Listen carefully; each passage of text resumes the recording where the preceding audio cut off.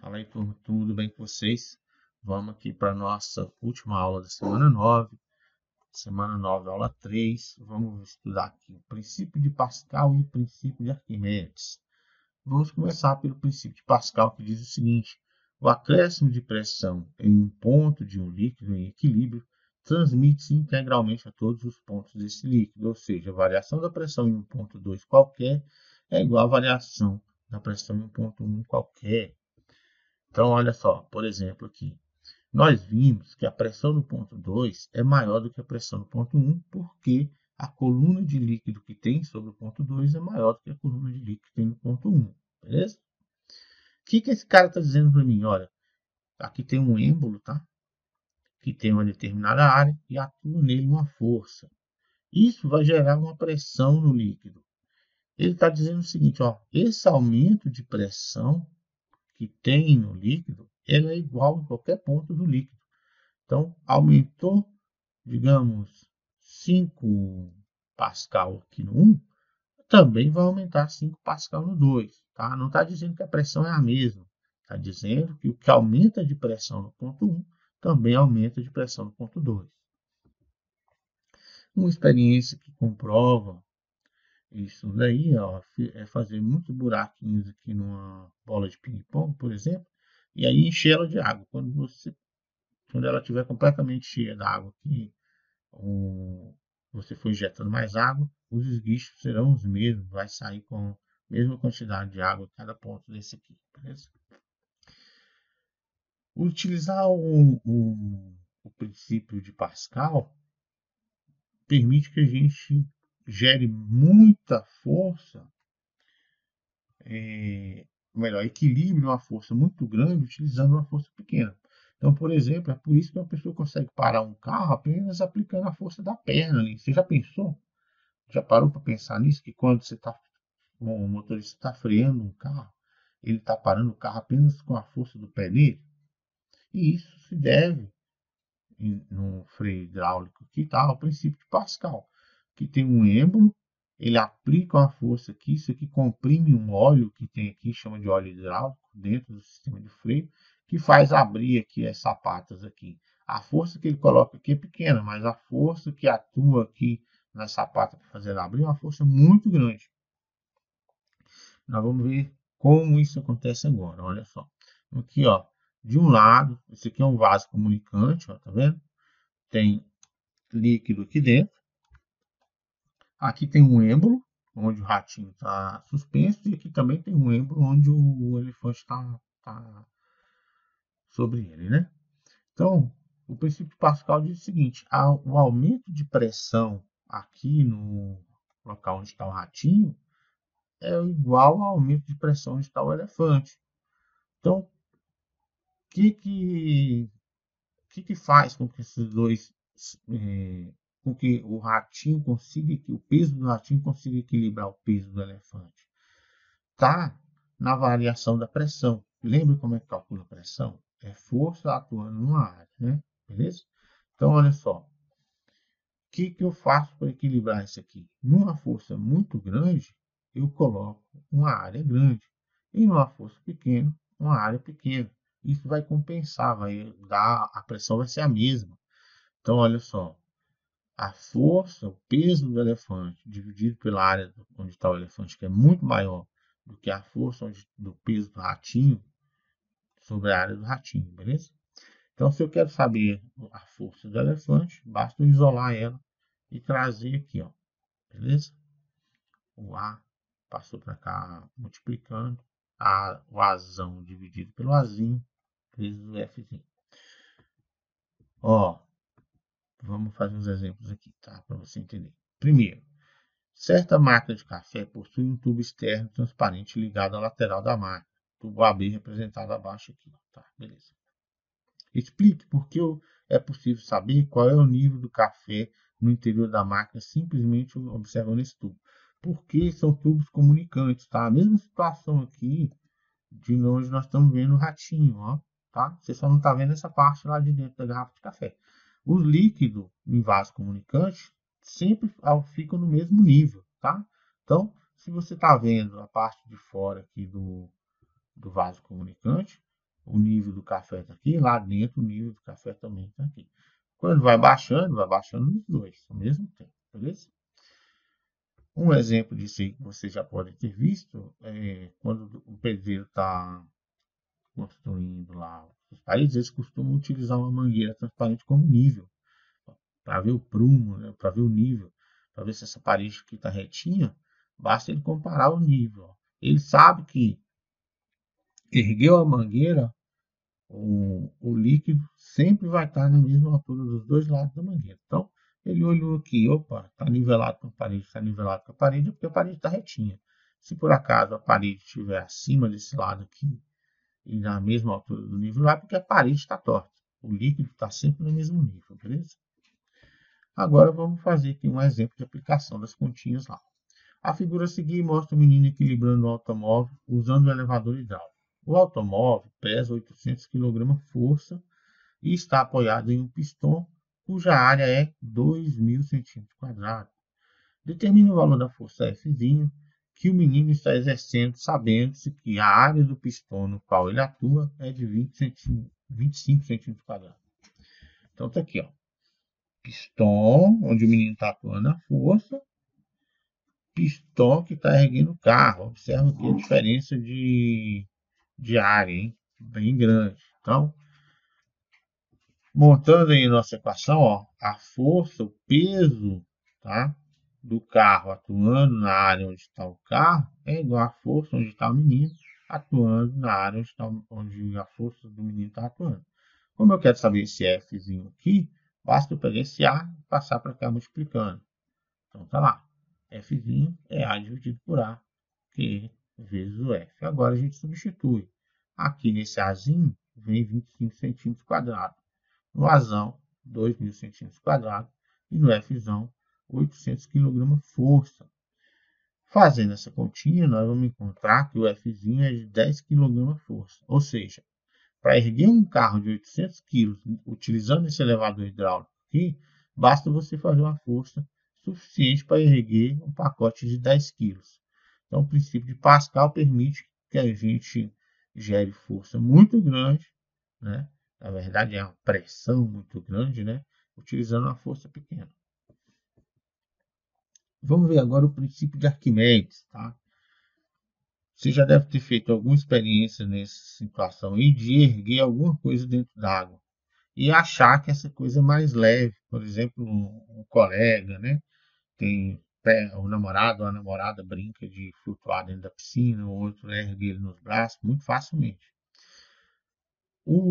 Porque dentro dos líquidos, dos fluidos, tem uma força que atua verticalmente para cima, que faz dar a ilusão para a gente de que o peso é menor do que ele realmente é. Na verdade, o peso é o mesmo, né? O que acontece é que tem uma força vertical atuando para cima, chamada de empuxo, que a resultante das forças dá para a gente a impressão de que o peso diminuiu. Beleza? Então, essa força vertical dirigida para cima é denominada de empuxo, que é o impulso que o líquido exerce sobre um corpo mergulhado nele. O empuxo é uma força vertical para cima, mas não confundir o empuxo com pressão, tá? Porque a pressão que o líquido exerce no corpo, ela atua em todas as direções, não é só de baixo para cima, tá? Então aqui, ó, o barco está ali na superfície da água, tem pressão de todos os lados atuando sobre ele. Quando está mergulhado, tem pressão em cima, embaixo, dos lados, tá? Por que ocorre o impulso, então? Já que tem pressão atuando em todos os lados, por que tem uma resultante de força atuando para cima? Porque nós vimos o seguinte, lá anteriormente, nós vimos que a pressão no ponto mais profundo é maior do que a pressão no ponto mais elevado do líquido, né? Então, olha só, nesse nível do líquido aqui, ó, a pressão desse lado é igualzinha à pressão desse lado. Então, o corpo se equilibra lateralmente, ele não vai andar nem para um lado nem para o outro. A mesma coisa acontece aqui, aqui e aqui. Onde que tem a diferença? Aqui embaixo, ó, tá? aqui embaixo, na verdade, esses três, comparando com esses três, né? Eu tô falando, esse aqui é igual a esse, que a resultante deles é zero. Esse aqui é igual a esse, que a resultante é zero. No entanto, se eu comparo esses três aqui, nós vamos ter a resultante para cima, que é o impulso. Tá? Por quê? Devido a essa diferença de pressão. No ponto mais baixo, a pressão é maior do que nos pontos mais elevados. O valor do impulso que atua em um objeto mergulhado em um líquido é igual ao peso do líquido deslocado pelo objeto. Então, Arquimedes fez várias experiências e concluiu isso daí. Ó, tá? Você pode ver o volume de um líquido, de um objeto qualquer, mergulhando ele dentro de um líquido. Por exemplo, você enche um copo até a borda de água, beleza? E aí coloca uma bolinha de ping-pong dentro dele. Quando você vai empurrando essa bolinha, vai transbordar água, vai derramar água, beleza? Terminou de afundar a bolinha toda, derramou um pouquinho de água, você tira essa bolinha e mede de novo a altura do líquido que tinha no copo. Isso que faltou é exatamente o volume da bolinha que entrou, tá? Então, quando um corpo entra dentro de um líquido, ele desloca uma quantidade desse líquido, beleza?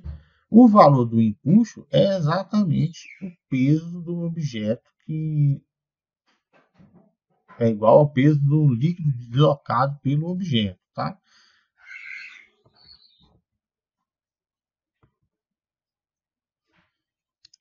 Aí nós vamos ter três situações. Quando o impulso é menor do que o peso,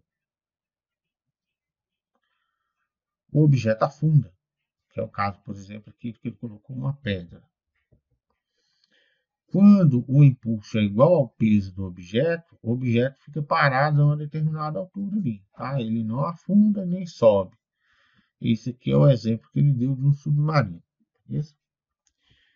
E o objeto vai flutuar quando o impulso é maior do que o peso do objeto. E esse objeto vai flutuar até ele alcançar a superfície, tá? E aí, olha só, aqui na superfície, o impulso é igual ao peso do objeto, mas olha só, ele não está completamente mergulhado. Bastou aqui na nossa figura colocar metade do objeto dentro do líquido para deslocar o líquido que ele deslocou é igual ao peso dele todo. Tá? Então, olha só, apenas a metade está dentro do líquido e a quantidade de água do líquido que ele deslocou, não sei se é água, mas vamos supor que seja água, a quantidade de água que ele deslocou é igual ao peso dele. E é assim que os barcos flutuam, galera. Ó, apesar do barco ser de ferro, geralmente o que acontece? Você pega uma barra de ferro e joga dentro da água, ela vai afundar. Por que não afunda? Porque aqui, ó, o barco não é ferro sólido, né? Aqui tem o vão lá dentro, né? É um vazio. O que acontece? Ele desloca mais água do que o peso dele. A quantidade de água que o barco desloca equilibra o peso dele, e aí o impulso equilibra o peso do barco, beleza? Impulso e densidade de um líquido. Pelo princípio de Arquimedes, nós vimos que o impulso é a massa deslocada vezes a gravidade. O que ele falou aqui? Ó? O princípio de Arquimedes diz para a gente o seguinte: ó, o valor do impulso que atua em um objeto mergulhado em um líquido é igual ao peso do líquido deslocado pelo objeto. Então vamos aqui. Como é que calcula o peso do líquido? O peso do líquido é a massa do líquido deslocado, né? Do líquido deslocado. Como calcula o peso do líquido deslocado? A massa do líquido deslocado vezes a gravidade. Então, o valor do impulso é a massa deslocada vezes a gravidade.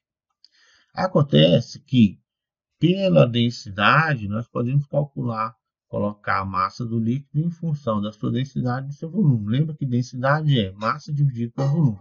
Então, a massa é a densidade vezes o volume. Então, a massa do líquido deslocado é a densidade do líquido vezes o volume deslocado. Então, o impulso é a densidade do líquido vezes o volume deslocado vezes a gravidade. O peso P de um corpo mergulhado em um líquido pode ser expresso em função de sua densidade do corpo, e do seu volume do corpo. Então, está aqui, ó. O peso de um corpo é a densidade do corpo vezes o volume do corpo vezes a gravidade. Para um corpo totalmente mergulhado em um líquido, o corpo está deslocando um volume deslocado igual ao seu próprio volume. Beleza? Isto é, o volume deslocado do líquido é igual ao volume do corpo.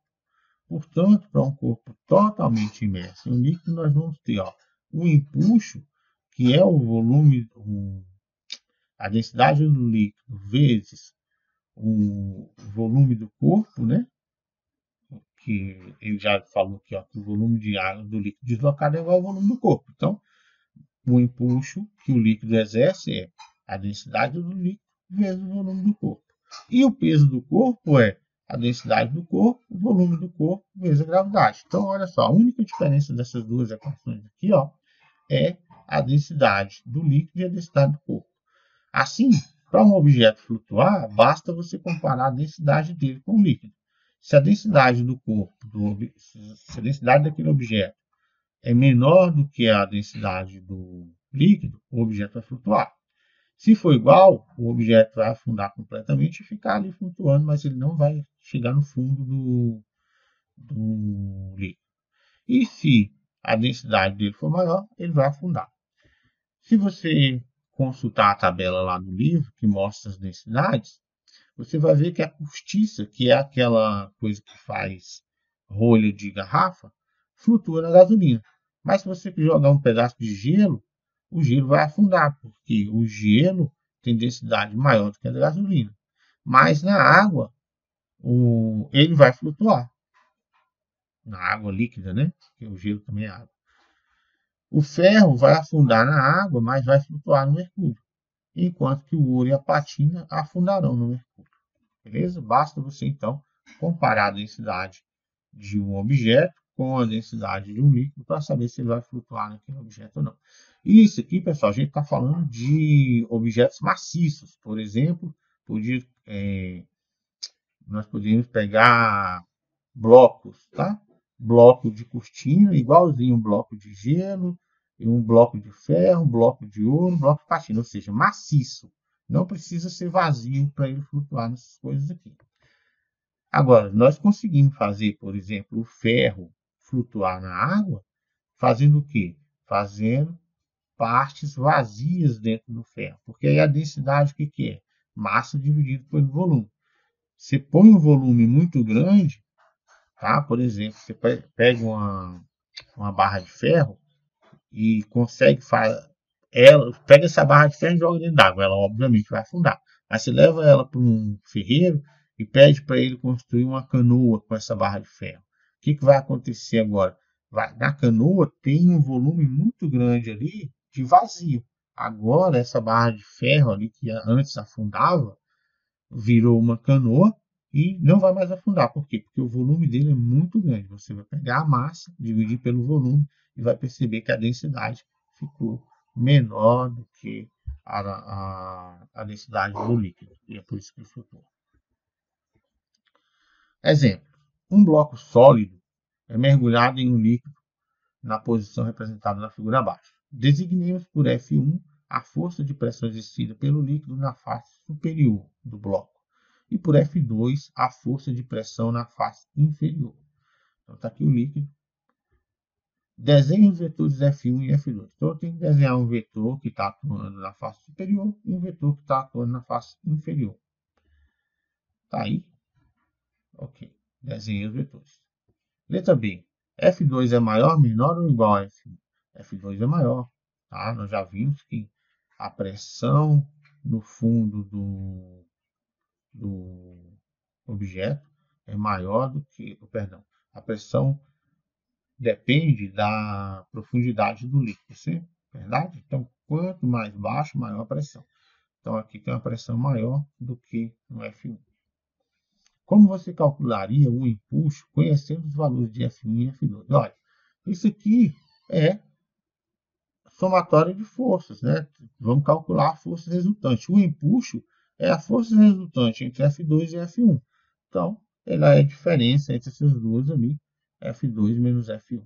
Esse é o valor do empuxo. Semana 9, atividade 3. Essa atividade para vocês fazerem. Ó. Leia aqui. Aqui tem o que é para você responder dessa questão, dessa figura. Aí já sabe, tira fotinha e manda lá. E essa outra questão aqui. Só duas que eu botei? Só. Tá? Pronto, só essas duas questões aí. Essa aqui é bem simplesinho. Já resolvi ela várias vezes na aula e comentei sobre isso. É isso. Bom final de semana, bons estudos. Até semana que vem.